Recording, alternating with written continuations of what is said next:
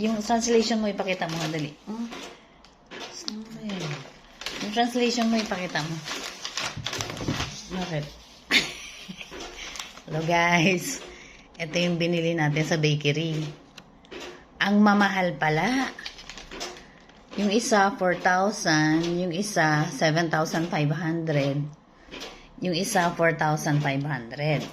So, ito, tinranslate natin sa English. Ayan o. Tinranslate natin sa English itong resibo. Ayan.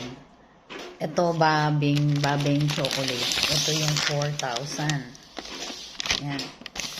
Tapos, ito yung fig champagne. Ayan o. Meron siyang fruit na fig na hinalo dun sa bread. This 4,500.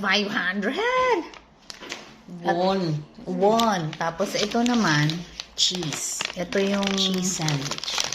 Cheese ricotta sandwich na ang halaga ay 7,500 won. Ay, nako, grabe. Ayan siya. Ayan, yung ricotta. Ano to? Ricotta cheese sandwich. Ayan. Ricotta cheese sandwich. Ayan. Tapos, teka. Open natin to.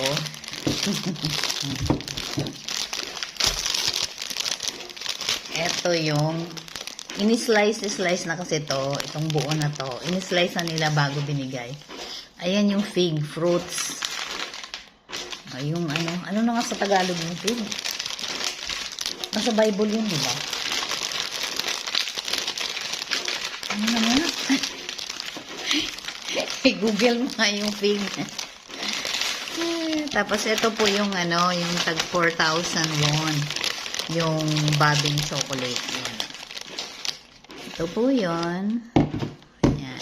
May chocolate naman siya sa loob.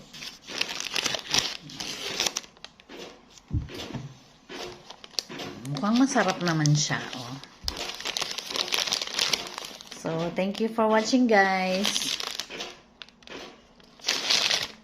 Bye! Ito nga pala yung pangalan ng ng bakery. Sikat daw to dito. Wind Bakery.